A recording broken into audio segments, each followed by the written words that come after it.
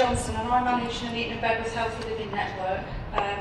We're a registered charity and a company limited by guarantee. Originally, we were a big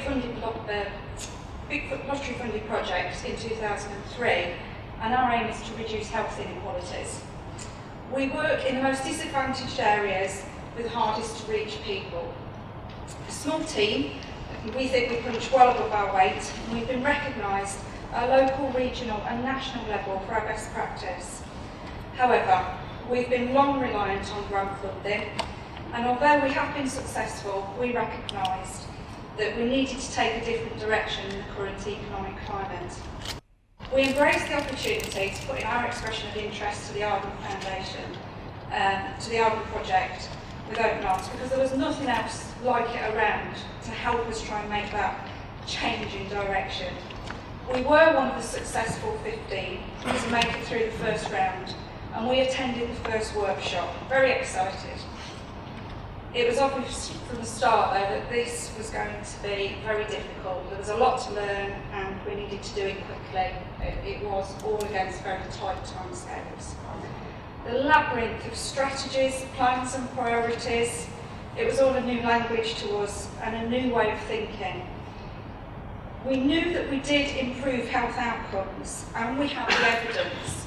What we didn't have was the ability to present it in a way that would be attractive to commissioners, and it felt impossible. I left that first workshop very disheartened. But we went away and, determined not to be beaten at the first hurdle, we realised that we're only going to get as much out of it as we were prepared to put in. We prioritised the considerable workload that was needed, and our efforts were rewarded. We did make it through to be one of the final 6 at the pitch day, and it very much was Dragon's Den, I've got to say. It was very, very tough. With the Young Foundation for support, we began to understand the new language that was the language of commissioners, that maybe as a small organisation we weren't used to using. And we began to navigate the terrain, and they were our sat-nav. Together with the other social enterprises, we developed, and the Young Foundation has been an enabling role. They didn't do the work for us, but they did challenge us, helping us realise what we were capable of and how to present the information we already had. They helped us identify our unique selling points, and they made us more resilient and confident in our service and what it could do. Our experience has been very positive. We've struggled, but we're stronger because of it. We've gained access to new opportunities, and we know our social value now.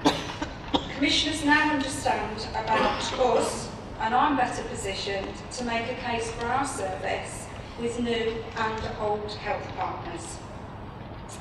The future of the Healthy Living Network now is promising. I'm not sure what it would have been. We are able to make a clear business case for interventions that should address health inequalities, are fully evaluated, scalable, improve health outcomes, and offer more cost-effective use of NHS finances. A good example of this is our weight management programme, which is a socially responsible Weight Watchers, but it offers much more. We work with people who Weight Watchers wouldn't work with, who GPs have given up on working with. And we sold it at the pitch, and subsequently it's been commissioned by one CCG, and we are in discussions with 2 others. And we now have the capacity, the expertise and the enthusiasm, and we can replicate that wherever it's needed. So if anybody would like to talk to us afterwards about replicating it in your area, please speak to us. Thank you.